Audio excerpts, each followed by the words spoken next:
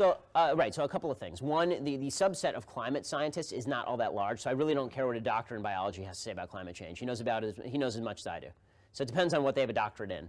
Right, so you're right. There are a lot of climate scientists and climatologists who have said that global warming is an absolute fact, and anthropogenic global warming is an absolute fact. They have very different measurements as to how large that effect is going to be.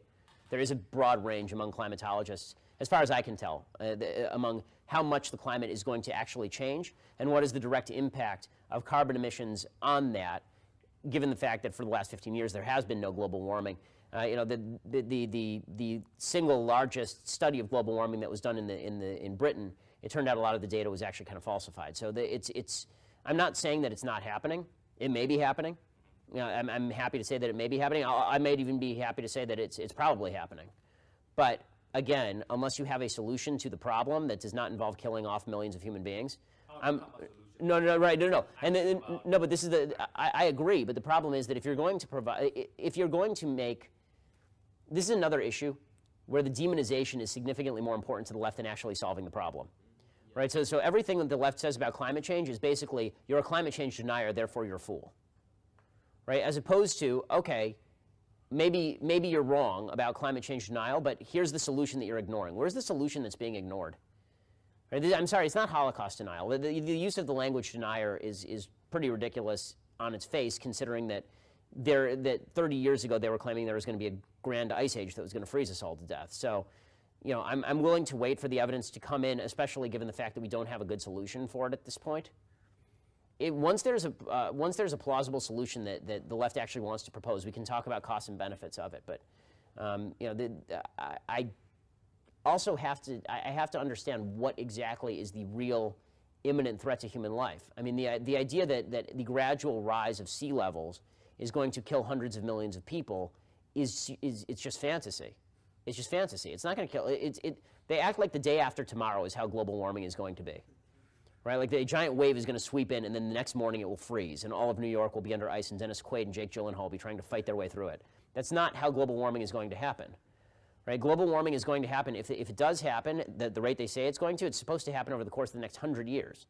So let's say, for the sake of argument, that all of the water levels around the world rise by let's say 5 feet over the next 100 years, say 10 feet by the next 100 years, and it puts all the low-lying areas on the coast underwater.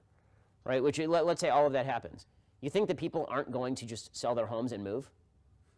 It's not like it's all going to happen at once. Like there's just a big tsunami that comes and wipes out everybody. So human beings have a way of adjusting. Human beings have a way of dealing with these things, and I have more faith in human beings to deal with the crucial move from Santa Monica to the San Fernando Valley than I do in okay, we're all going to stop using our cars, burning coal, and using electricity. That seems to me a much worse solution than, okay, I'm going to have to sell my beachfront property at a discount price.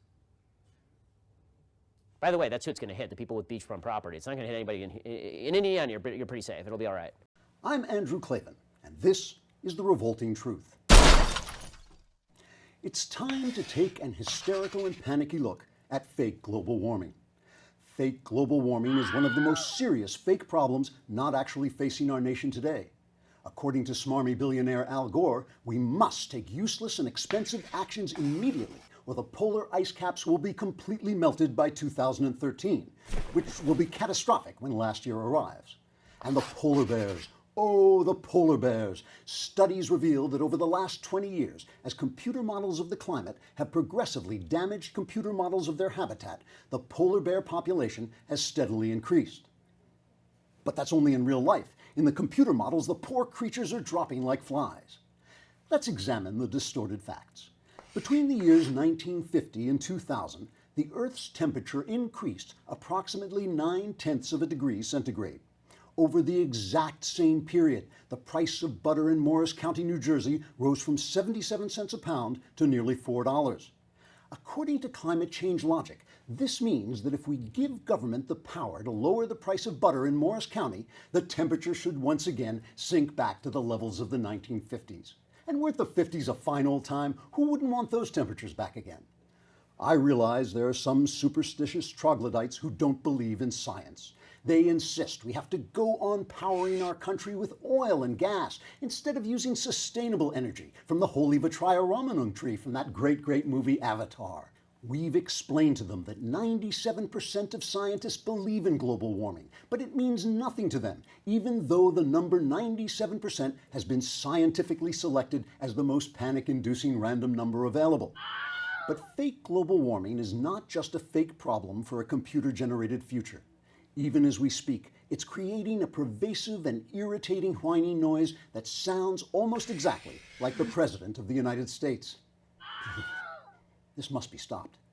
I'm Andrew Klavan with The Revolting Truth. Please subscribe to our YouTube channel by clicking here and visit us at truthrevolt.org.